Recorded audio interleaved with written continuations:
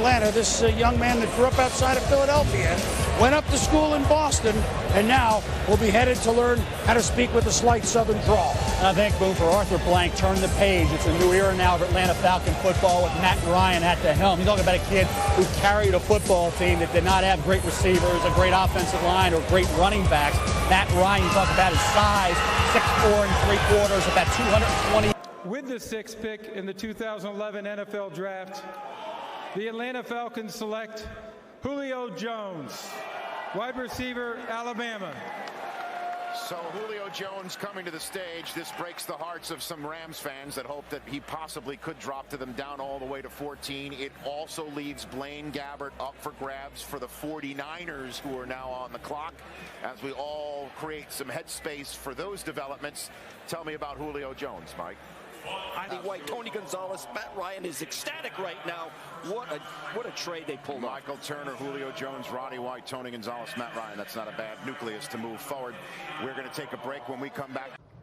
With the first pick of the 5th round, number 137 overall, the Atlanta Falcons select Grady Jarrett, the defensive tackle from Clemson. Rise up, rise up! All right, there you have it, Grady Jarrett, as we discussed before, big favorite of Dabo Swinney, and he would argue, too, that guy causes the kind of confusion up front that allows some of the other playmakers on that defense to make hay. Grady Jarrett needs to play in a penetrating scheme, but when he does it, he is dynamic. He is short, but plays with great leverage, plays with great balance, and look at him chase from that nose position. He will not give a center a break at all.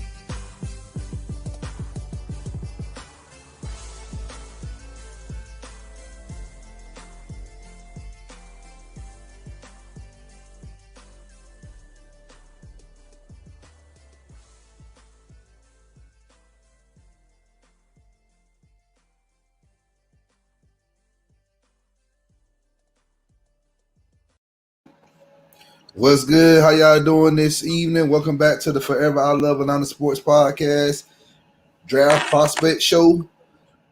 I'm here with my whole co-host King. What's good, man? What's good, Don? How your day been today, bro?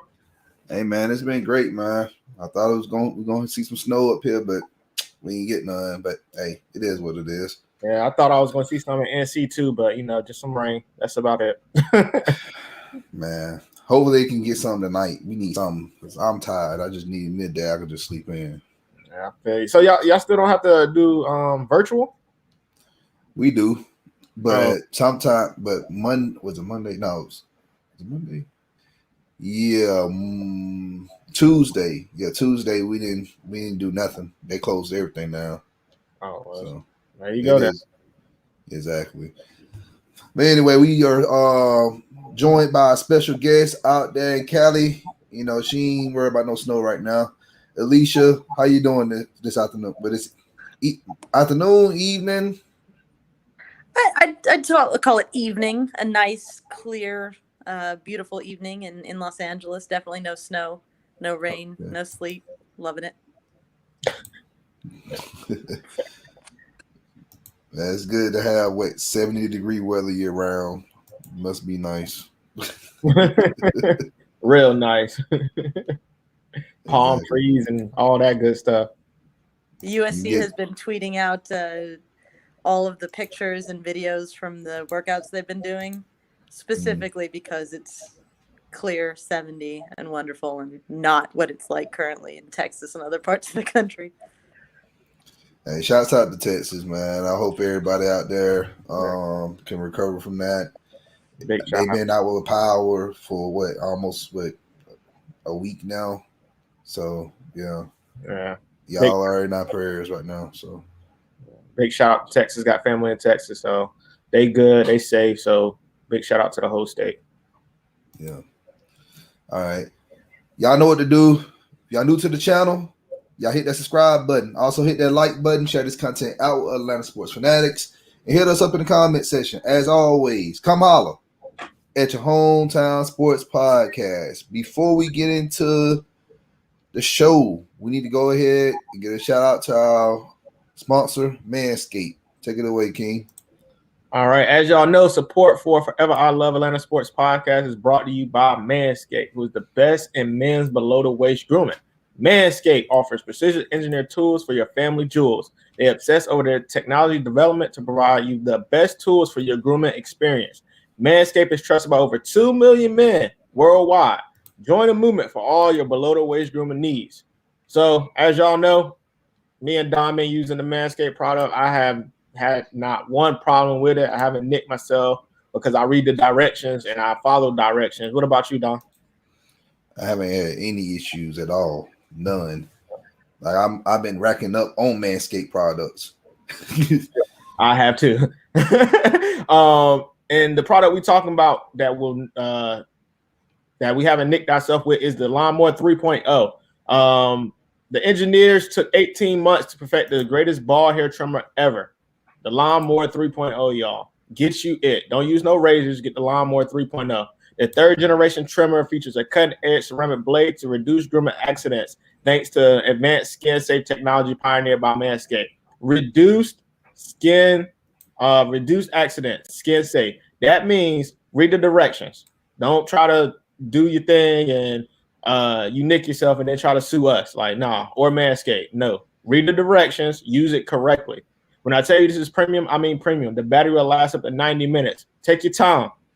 Take your time. And it's waterproof, so you can use it in the shower, and it has a LED light, just like the barbers have it, the barbershop, LED light, so you can see, and you don't nick yourself or cut yourself.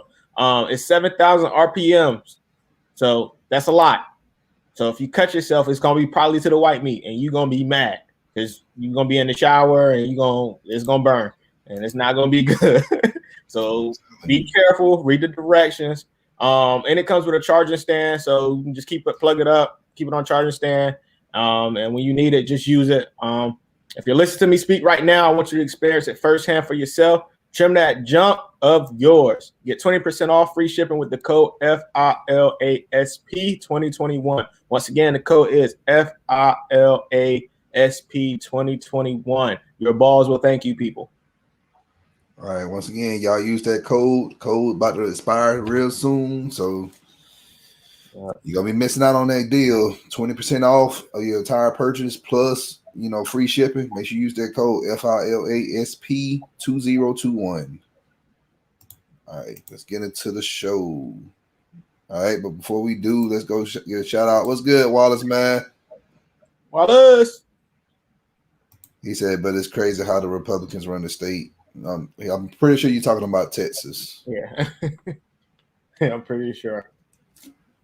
Hey, man. I have no word on that. Yeah. All right.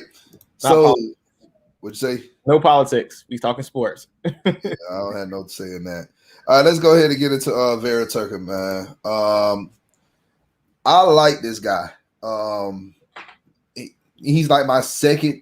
Well, I say it's a tie between him and Slater. My number one lineman in this draft is Sewell. So go ahead and go over the strengths and weaknesses, King.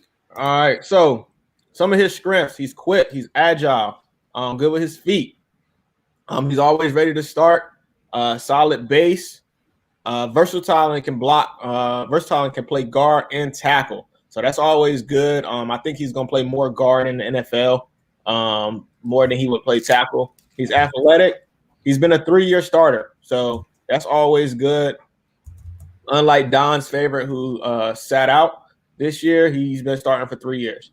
Excellent in zone block and run scheme, which we're all thinking that's what Arthur Smith is going to go to. Am I right, Don? Yeah. So, this is one of the reasons why I like this guy, because I know he can fit in that system. Yeah. So we're all thinking he's going to go to this zone blocking scheme, which is good, and it's worked for him with Todd Gurley.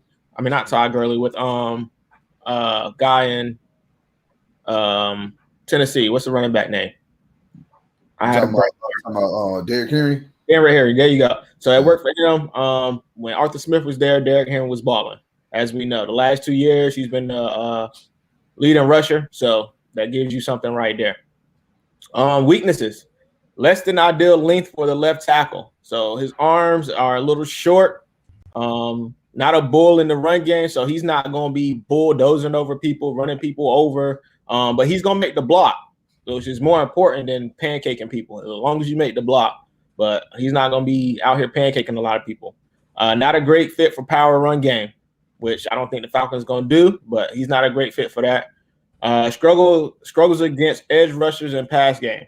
So quick, fast edges that can get you on that dip or get you on that that swim move, he's going to struggle against. And he may need to get stronger for the NFL. Not as strong as a lot of the offensive linemen, but he has a technique down. He's a technique player that can play the game, but he could be outpowered and he can get beat on the edge. Yeah, that's why I wouldn't have him play. I know some people can have him at a tackle position, but I just keep him at guard, man. Yeah, just keep him there. You know, he's very good against the run, so that's what you need. All right, Alicia, what's your take on Vera-Tucker? Oh, I love him. I don't know how much USC you guys have had the chance to watch over the last few years, but offensive line has not been a strength for the Trojans. It's been a weakness, I would say, and he is an exception to that rule.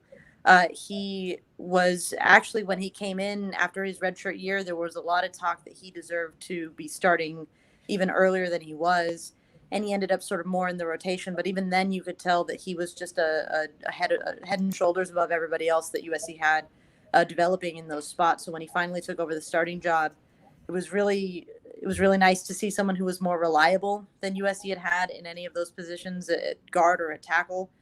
And I think it's a real credit to him that he is the player that he is now, because, I mean, I don't want to be unfair to USC's coaches, but we haven't seen very many other players develop the way that AVT has developed in his time at USC. So I think that I think it's fair to credit him as an individual for developing the way that he has, because we're not seeing that as a unit. So whenever you see an individual who's making those strides, you know that it's something that they are doing on a personal level to make sure that they are the best that they can be. So just speaking to that, you know, I can't speak entirely to you know, all the technique and all the technical stuff, but certainly the mental side of the game is one where he has a really strong foundation, and I think that's going to set him up really, really well when he gets to the pros. And you know, hopefully he ends up in the right scheme. Hopefully he ends up the right coaching staff. But I think as far as the foundation that he has to work with, it's just absolutely stellar. And I think of you know, Austin Jackson last year coming out of USC going to the Dolphins. I think Austin Jackson certainly had more natural talent than Vera-Tucker does, but in terms of just being ready to go and progress and be a pro, I would put AVT ahead of Jackson, and Jackson's actually done surprisingly well in his rookie season. So I've got pretty high hopes for Vera-Tucker. Obviously there are little things that he's going to need to get better at, the strength. If he is on the edge, certainly there were some concerns. If you watch the Oregon game that USC played in 2020, mm-hmm. He was apparently dealing with a slight hamstring problem, so that might have hindered him a little bit. But Oregon got the better of USC on the edges that day, and it pretty much lost USC the game. So it wasn't all his fault. On the other side, it was a disaster as well. But I think he's one of the most exciting offensive line prospects that USC has had coming out in a long while, because I think he's more of the finished product than some of the other guys that USC has had. I'm thinking the last time y'all had a good. I'm not saying good because I can go all. I'm not gonna go all the way back to Munoz. He was good, but the last person I know we drafted as a USC lineman was Sam Baker. And y'all know my feelings about Sam Baker. He just didn't pan out that well here in Atlanta, mainly just because of the injuries just piled up on him. So, but Vera-Tucker, like we said earlier, he's versatile. He can play both guard and tackle. Which position you think he can play better? I think he's just definitely a guard. I was surprised genuinely at how well he transitioned to left tackle for this past season. So, maybe with the right team, they could make that work. But clearly his measurables fit the guard position more. I think he's more comfortable at the guard position. I think it plays to his strengths there. So I would be surprised if he ends up playing tackle in the NFL. But like I said, I was surprised at how well he did transitioning to that at USC. So strange things can happen. It's just that when he was at guard for USC, he just looked much more comfortable.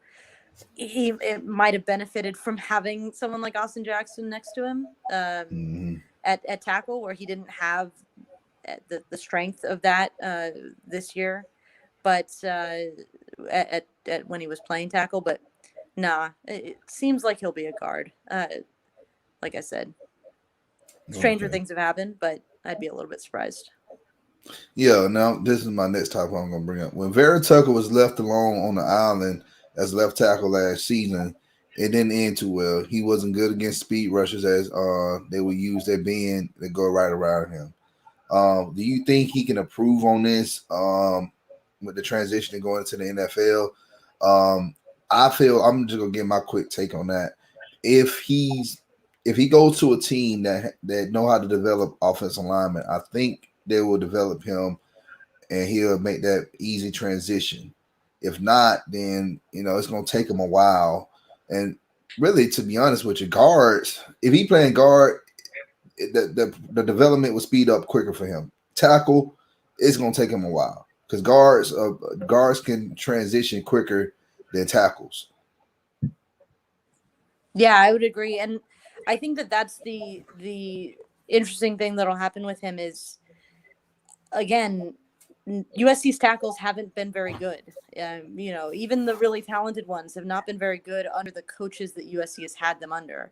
And I think you can partially blame that on USC's blocking schemes haven't been very good and haven't really benefited USC's linemen very well. So if you're Alijah Vera-Tucker, maybe you stand up and say, well, put me in a better system. With better people around me, with better play design, with all of those things, maybe I won't get put out on that island and get absolutely roasted by that edge rusher. I think there is an argument for that USC is not good. If I have a complaint about USC's offense, it's that they leave their tackles out to dry a lot. They leave all of their offensive linemen out to dry a lot, and they don't adjust to when somebody maybe needs that extra bit of help. So. I think it's possible that he, like you said, if he ends up with the right team that has the right coaches to develop the skills that he has, I think that he could develop into a lineman who might not be a liability against edge rushers. But he's not prototypical for a tackle spot, and so he's always going to struggle with the wingspan and all of that kind of stuff. He's always going to struggle with that a little bit, but I think you can mitigate if you're in the right spot. USC's problem when Alijah Vera-Tucker was there is they don't mitigate any of the little weaknesses that any of the linemen have had. So development is a possibility, but it needs to be the right spot. It needs to be the right coach. It needs to be the right team. All of those things have to come into play. And so, like you said, if everything has to be right for him to succeed at left tackle, maybe you're just better off having him at guard. That's sort of my thinking. Yeah, I was just about to say that. You sounded like everything has to be right. So when everything has to be right for you to play a particular position, and you just need to go ahead and move to the next position. Do you think at guard he would be better run blocking than pass blocking, or which way do you think that would go for him? Well, USC has asked him mostly to do pass blocking, and that was the area where, compared to some other USC linemen, it felt like he was the most reliable at. But USC has not really done a lot of run blocking in the sense that the USC transitioned to an air raid, and so they didn't really ask a lot of the linemen in that regard. So, while I think that he could be I guess suitable in that role, I don't know if I don't know if I've seen like this is the strength of Alijah Vera-Tucker. I've seen past USC linemen where they just look like absolute monsters in the run game. I don't think he's ever stood out to me in that sense. To be fair to him, I don't think that USC has asked him to do that. So it might just be an opportunity thing.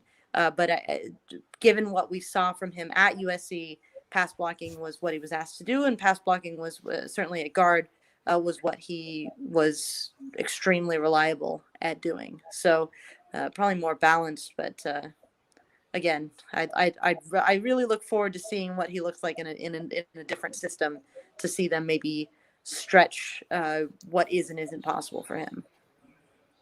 See, here's the thing with the Falcons, and left guard right now is a huge gaping hole for us right now. We have a left guard, but let's be real, like we don't have one. No, we Theoretically, we don't. I feel like the offense that we're going to, more of a balance play calling. I really feel like a Vera-Tucker would be great in the Arthur Smith scheme. He loves from the tape I done seen. He loves to run block. He's an absolute monster. Like, he's not Penny Sewell. He's not him.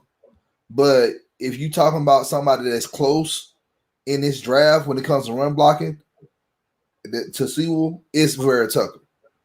From what I've seen, I don't know if you agree with that or not.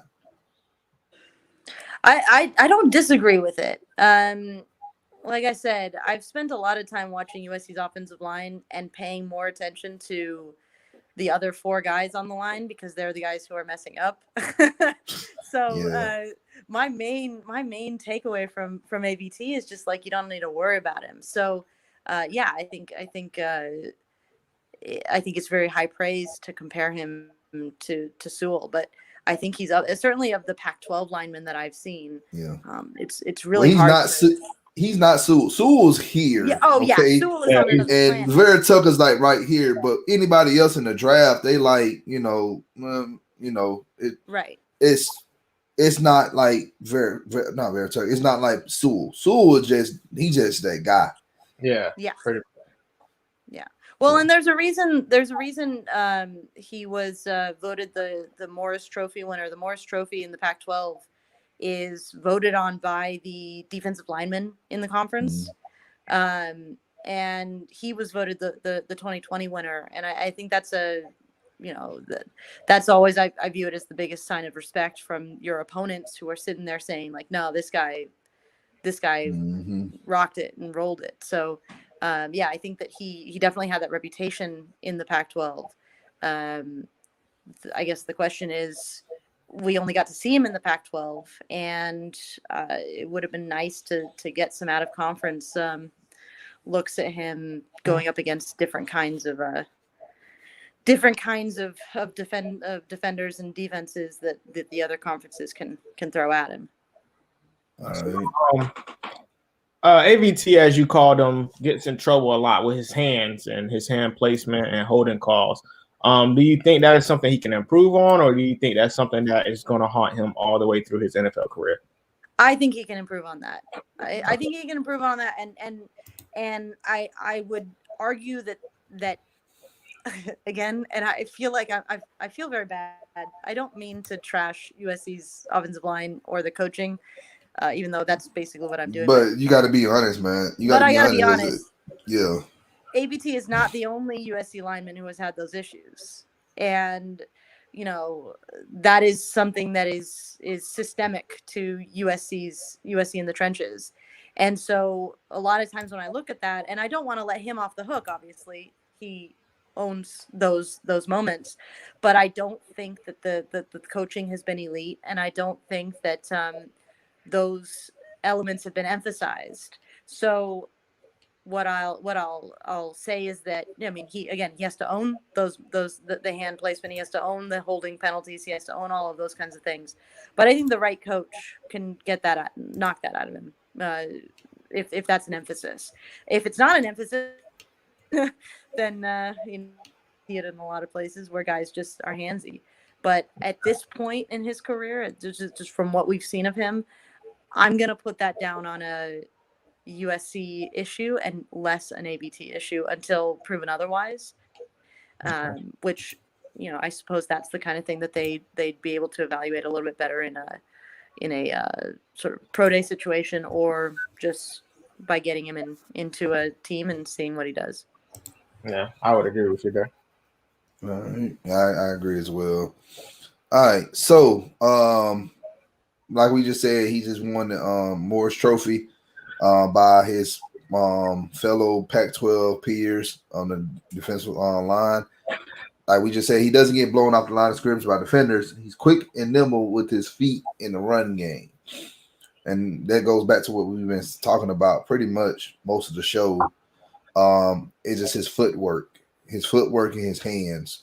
Like, so he's already ahead of the curve when it comes to that particular skill set for offensive linemen.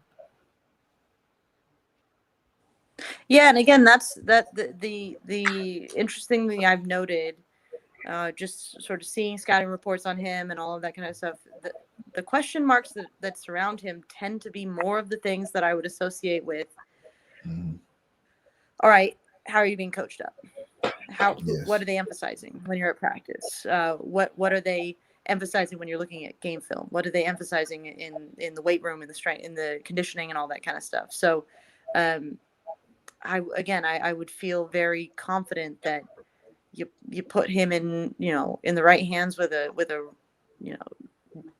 strong NFL offensive line coach, and I think you can probably get all of that coached out, especially because when he arrived at USC from high school, he was already a guy who clearly prided himself on getting himself ready, on soaking up what he could from the get-go.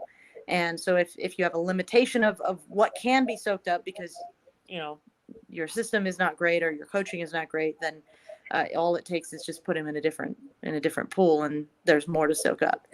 So I would feel pretty confident about that, just based on what I've been able to observe from him for 4 or 5 years now. He's that guy. And for him to be a lineman, because most linemen are just, I ain't gonna say humble, but like they go out there, they do their job, and boom, they get back, go on the sideline. But with him, he's so charismatic. I see like he, I like that the swag, the attitude that he have. And, we talk about swag, Atlanta knows best about swag. And like I said, this would be a good guy, as far as his character to on that line, because you look at the offensive line right now, I'm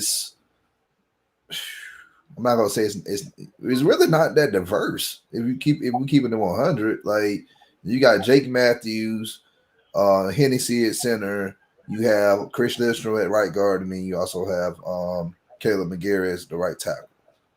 So he'll bring that swag to that offensive line core, because sometimes attitude does help you play better. I would agree. Yeah, that's true. Absolutely. And attitude and the way that you get along with a unit, the way you fit into a unit, the dynamic that you create. And that's one of the things that I think he has a good reputation as a teammate. He has a good reputation among coaches. He has a good reputation, among media, as far as I can say. Just, some guys you talk to them and you feel like you're engaged with them. And I think he would be in that category of guy who seems to have a good personality, a good head on his shoulders. So insofar as that can help you be a success, I think it does. I think doesn't always translate in that sense, but it helps to be a likable character, right? If your teammates don't like you, and it can mess with the vibe of the team or the room or anything like that. So I think he's certainly not a worry in that sense. Different rooms will have different dynamics, but so far he's fit right in. Yeah, and when it comes to the offensive line, out of those guys, they're the ones that have to be the most together because they have to work together. You could have a star receiver that doesn't like the other receivers, and it really wouldn't matter as long as everybody else runs the routes. But if those 5 guys are not on the same page, then that is horrible, and then your team is trash, and it just makes just the whole game awful.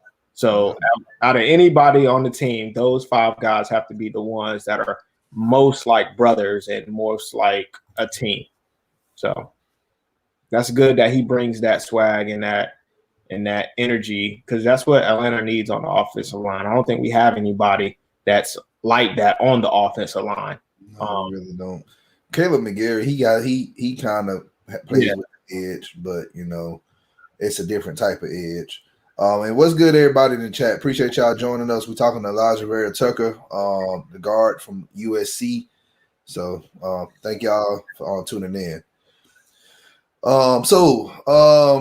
Do you really follow all the NFL teams, or you just have a particular team that you follow?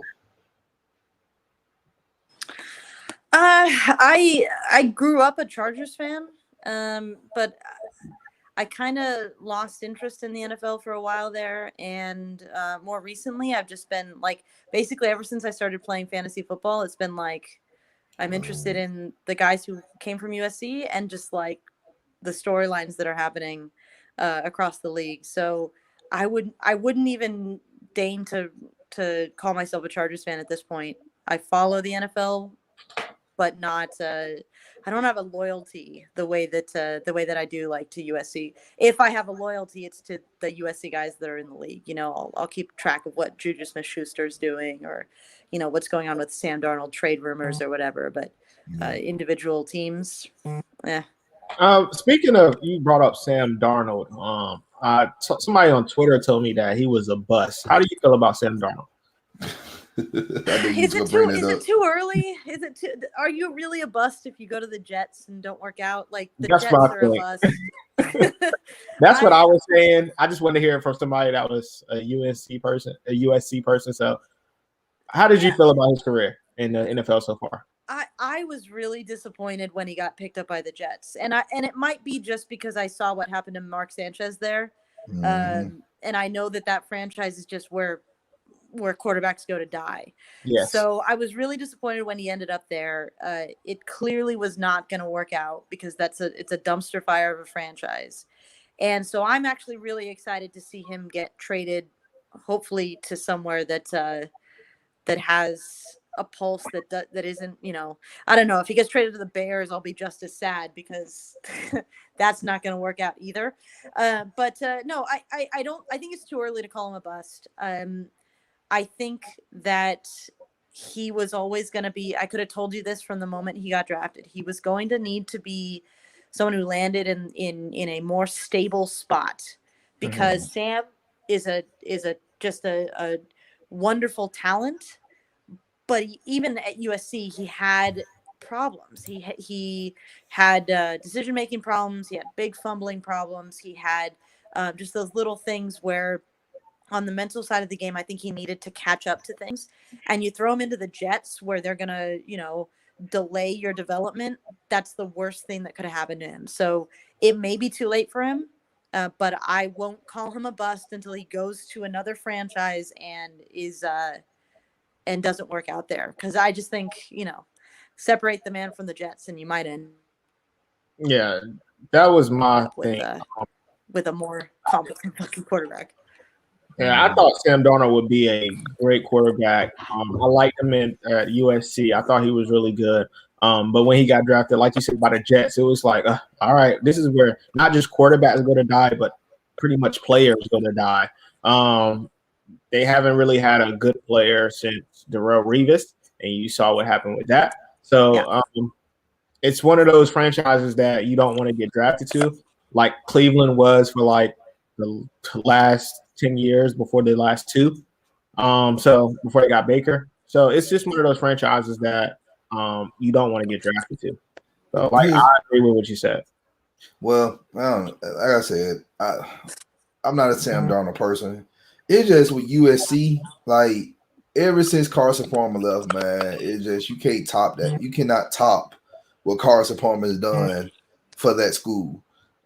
He's gonna continue. I don't think no one's gonna break this man's record no time soon at that school.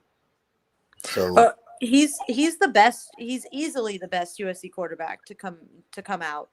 Exactly. And what was incredible about Carson is that he went to the Bengals that were, I mean, that's not exactly a franchise that was, that has always been super successful. And he had a really, really bright start to his career.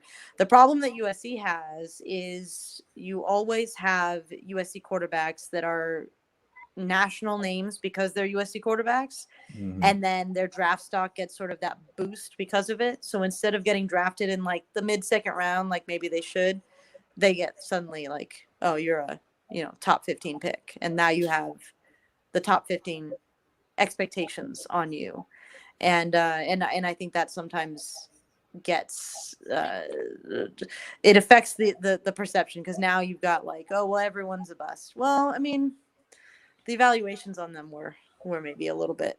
And they ain't go to the right team that can develop them. Yeah. That's the Well, thing. I mean, Mark Sanchez and Sam Darnold both end up with the Jets. Like, they were gonna. That was never gonna work out. Exactly. And I think those are the two best pro prospects to come out of USC since Palmer. I mean, I know that Leinart was a high draft pick, but even at the time, you could have told there's a reason he fell a little bit.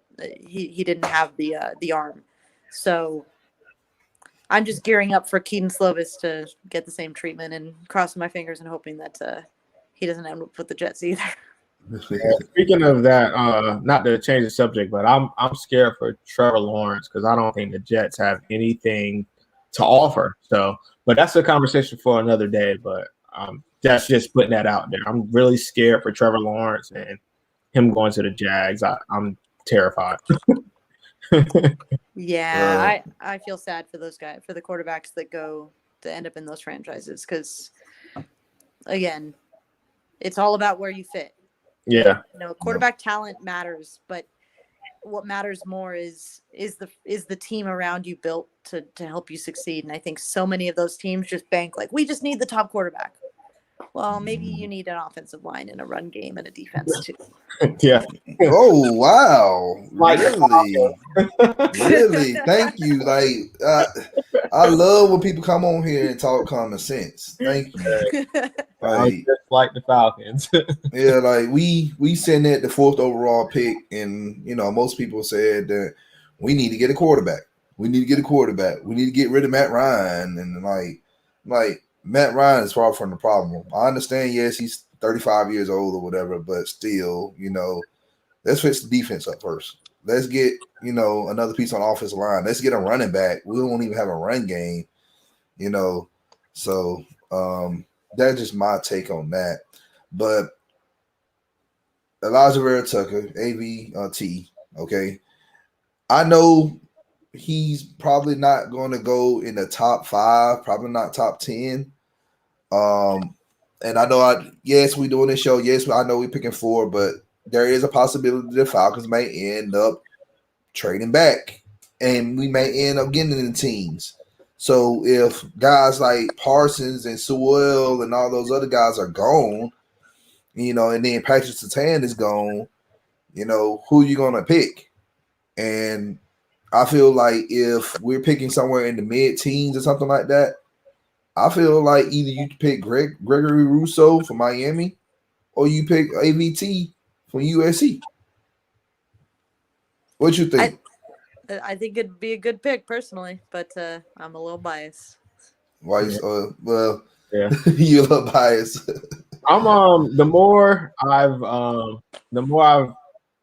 studied on the draft and like I told Don, I was never a proponent of trading back. Get your guy when you get your guy.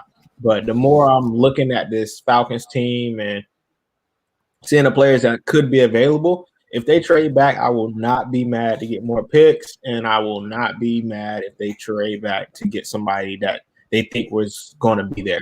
So I'm all in proponent of trading back. At 4, I don't think it's a good pick. I don't like top 5 unless you're number 1, because if you're not number 1, you're not probably going to get the guy that you really want, because somebody else probably needs them more than you need them. So that's why they're number 1. Here's the thing.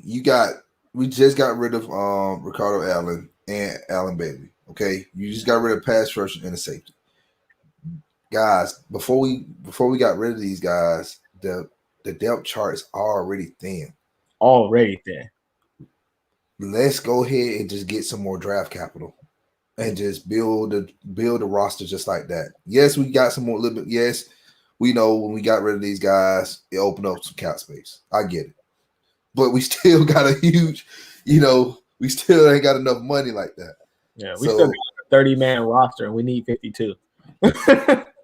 Well, you really need to get over 52 because you need a practice squad and everything. That's so true. And then you need more. You get practice. The bare training minimum camp 52, and we only got like 30. So that ain't good. We can't go into the season with 30 players. Man. We're gonna have everybody playing positions. Matt Ryan gonna be playing safety. If you do that, then if he mess up on safety and the defense give up leads, then we can probably blame the game on Matt Ryan. Then, hey, well, they're gonna blame the game on Matt Ryan no matter what. So it don't matter. I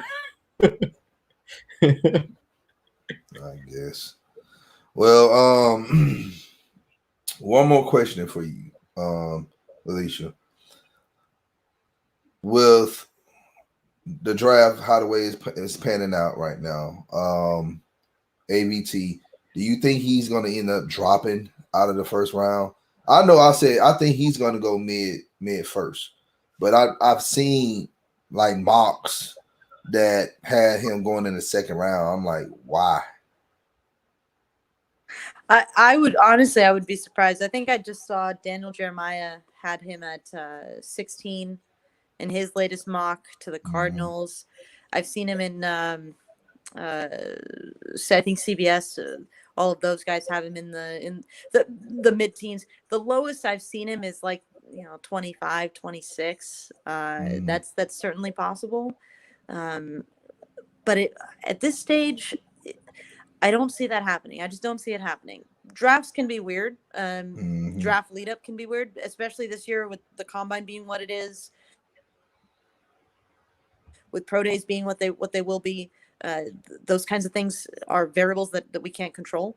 But everything I see suggests that he'd be up there in sort of the 22 to 12 range. Yeah. So if he dropped out of the first round, I think something would have had to have happened. But something behavioral come up, tests that he fails, which I would not expect that to happen, or some sort of injury that pops up, which he has had a pretty decent injury record. So I don't expect that to be a red flags that pop up. So no, I wouldn't bank on him falling out of that first round. It's AVT, not ABT. AVT. It's Alijah Vera-Tucker. That's what he go by. All right. Yeah. What I forgot to say? Man, my mind just froze. Yeah, it's cool, bro. It happens to the best of us. It come back to me. Yeah, I think the Falcons are gonna, like I said, the more I look at it, I think they're gonna be in the teens. I'm gonna pick 17. It might not be a great place to pick, but I'm picking 17 because I like that number. One, because I was born on the 17th day in August. So I'm picking the 17th pick. I think that's what we're going to probably – I ain't going to say it's a possibility we're going to pick entities if we trade out. And we're going to try to maneuver our way to raid a team, of their capital so they can get our pick. Yeah. But, going back to AVT, I feel like with him – the positive, the biggest positive, we ran down everything good or bad about him, but the best thing for him that's going right now, we have tape on him for this previous season. Some players opted out in 2020. He did not. He played. Even though, yeah, we know the Pac-12 started a little late, but still, there's tape on him. So. Yeah, and I was actually just having this conversation that he really helped himself coming back, because I don't think he's a first-round pick if he doesn't come back and is able to put that tape on the table. And compare that to someone like Jay Tufele, the defensive lineman from USC who opted out and didn't play. Now I'm looking at mock drafts and I don't see him. He was getting first-round talk before this last year, and now I don't see him in any of these discussions. So, having recent tape helps. Having new tape helps, and especially having good tape like ABC was able to have at left. Well, relatively good tape at left tackle certainly helps. All right. Well, once again, I can't wait for the draft. I can't. April, brother. April. We almost there. Yeah. Before we end the show, we're gonna go ahead and do a mock draft. Sorry about last week. Last week was just crazy for me, and I forgot. So I ain't gonna lie to y'all on that. Here's my mock draft right here, my latest mock draft. Bam, there y'all go. All right. Take a look at it real quick. And I'm going to go over it with you guys here in a second. Trey Sermon was there in the 4th? 1, 2, 3, 4, 5th? No way. I might explain it to you in a second. Look, man, these mocks sometimes, man, are weird. Yeah. All right. Exactly. So I took none other than Alijah Vera-Tucker at 10. I traded with the Cowboys. They wanted the 4th overall pick. I let them have it, and I took their first round pick. I took their second round pick, third round pick, and 4th round pick. All right, and then I also traded with them again. We just flip flopped some picks as I wanted to move up a little bit. Now, my second round pick, I took Trevor Moore, the safety out of TCU. Very good safety in my opinion. I feel like if we don't want to bring back Keanu Neal, you gotta get you another equalizer at that position, and I think Trevor is that guy. Jason Owa, the edge from Penn State, I think he'd be good. I chose him in the 3rd round. That was second. Yeah, the 3rd round. And yeah, Trey Sermon, he was there in the 3rd. I picked him up. And next pick was Kerry Vincent Jr., cornerback for LSU. I love my LSU DBs. Joe Trevin, he's been growing on me as an edge from Washington. Brady White as our quarterback pick. We definitely gonna have to get a quarterback in the draft, you guys, because we just got rid of Kurt Big Kurt. So yeah, they got to pretty much draft him a backup or something like that. So that right there, I don't know, they may end up signing somebody in free agency. We'll just have to see on that. We got Divine Diablo, the safety from Virginia Tech, real good guy. Nick Eubanks, the tight end from Michigan. I would not pick a Michigan player if he got to have my stamp of approval. This guy has my stamp of approval, and that's not me being biased at all. A little bit. No, it ain't. I think he'd be a good tight end in this system, though. Like in Arthur Smith system, I think he'll work well in this system. All right, Amir Smith, Martez, the receiver from Iowa, as a skill player, pretty much just special teams specialist. Josh Ball, he's a good project offensive lineman that you can just pretty much work with. And then my last pick was Patty Fisher, the linebacker out of Northwestern. His stock has fell a lot. I remember not even early, like late 2019, they had him projected as a not first round, like 2nd round pick in the 2020 draft, but he, I guess, returned to Northwestern, and his stock fell a little bit. So, yeah. So I'm gonna tell you what sticks out to me from your mock draft. Of course, Trey Sermon sticks out, and then Brady White. People sleeping on Brady White. Brady White could be a good quarterback in this league. I've been telling people, man. Yeah, I've been telling people about Brady White. He has to develop. He's not a put-in first-year guy. He's not that guy. He's a sit behind somebody and develop behind a Matt Ryan or a Aaron Rodgers or some player, not comparing Matt Ryan to Aaron Rodgers, but he does need to develop a little bit, but he has the talent to be a late round draft pick like Tom Brady and be a GOAT. He is that good. He has the talent to be that. But Trey Sermon is one of my running backs that I love in this draft. He's not better than the guy from USC, but Trey Sermon could be a really good draft. Those are the two that stuck out to me, bro. But I like your draft board, though. I like that. It looks really good. Look, I always put work into everything I do with this mock, man. These mocks. Appreciate you. Yeah, bro. All right. What's good, man? He said, and if we get a QB, Mac Jones, if he falls back, but if not, people are sleeping on Sam Erlinger out of Texas or Keenan Mond. Yeah, those are good quarterbacks too, man. Like I feel like you can get value at picking a quarterback in the second or third round with those guys right there. And like we just said about Brady White, a lot of people sleeping on this guy. If he sits behind the right quarterback and learn from him, he can be a good quarterback. I'm not saying he's going to be like a future MVP quarterback or anything like that. No, he'll be a great game manager. That's what that's what he is. You know, that's all you really want to ask for him to do.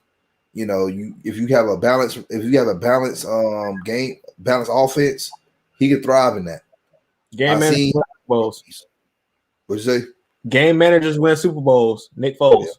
Yeah. And Tom Brady. Let's be real. So they win Super Bowls all the time. Hey, you don't have to be spectacular to win a Super Bowl. You just got to be able to manage the game and have a good defense. That's all you need. That's it. All right. Well, thank you so much, Alicia, for coming on once again. Let everybody know who you are, where they can find you. Yeah, thanks for having me. I run reignoftroy.com, which is a USC sports website. So go check that out. It's at Reign of Troy on Twitter. My personal Twitter is at Penguin of Troy, and I'm on there talking USC or soccer or food or whatever else comes up on the day. So we talk about food. What's your favorite food? Oh, everything. What's my favorite food today? I don't know. You literally asked me what's my favorite food, and I'm struggling because I had like 50,000 different things pop into my head. I think you got to go with the classic. You cannot go wrong with pizza, but give me some fettuccine Alfredo or a just classic bean burrito, and I am really happy. Yeah, like I said, I like too much food. The only food I don't like is spicy food. So, you were doing good until you said something about spicy. Trust me, I have some controversial food takes. My biggest one is that fruit belongs on pizza, which might get me kicked off the show right now. There's only one fruit that belongs on pizza, and it's pineapples. That's it. No, that's one fruit. Pineapples, pears, apples, peaches, everything. No. Y'all tripping. There's only one fruit that belongs on a pizza, and that's a tomato. That's what I thought you were gonna say. You're bugging. Tomato. That's nasty. Pineapple. Not tomato nasty. It's the sauce. And then you just throw more tomato on it. I don't need no more tomato on my pizza. Put pineapples and chicken, and we good. That's the best. I love it. See? Yeah. But then again, there's very few pizzas I don't like, so maybe I'm the same way. Yeah, not hard. As long as you don't got no pork on it, I'm good. So. All right. Well, thank you again for coming on. Everybody who watched live, appreciate y'all watching live. If you watching this at a later time, please hit us up in the comment section. Let us know what you think about Alijah Vera-Tucker, AVT. Do you think if the Falcons trade back, into the teams? Do you think we should pick him up? Do you think no, we should stay at 4 and draft Justin Fields? Let us know what you think. All right. Once again, this has been Draft Prospects here on Forever I Love Atlanta Sports Podcast. Your boy, The Dunn, co-host King. I always remember to love yourself. And guess what, y'all? King's Realm got a new intro, and it is fire. Make sure y'all tune in tomorrow, 10 p.m. We're going to be talking about the Celtics versus the Hawks. Y'all know we won the game Wednesday. We didn't do a post game, but we won. Shout out to Trae Young dropping 40 on him. So watch the game tomorrow. Hope he drop another 40. We get the win. We're going to talk good ball. Yeah, I am jealous about that new intro, by the way. So I gotta say, I told him, man, look, I gotta get me one. Like I ain't been in the studio in a while, so I gotta, get my green notebook and just start spinning little bars. If I could just get one first, huh? You can rap. I gotta write it. I can't freestyle. Okay. I can't freestyle at all, but I used to be a ghostwriter back in my day. I'm not gonna brag on that, but it's been a long time.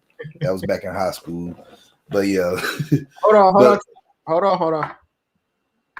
All you got to do is tune into Forever I Love Atlanta Sports podcast on YouTube, and you'll find me. That's all you got to do. It's all on here, you guys. We just do our different shows, but everything is on Forever I Love Atlanta Sports podcast. That is true. We here. Just hit that notification bell. You hit the notification bell. Any type of content comes out, you won't see it. All right.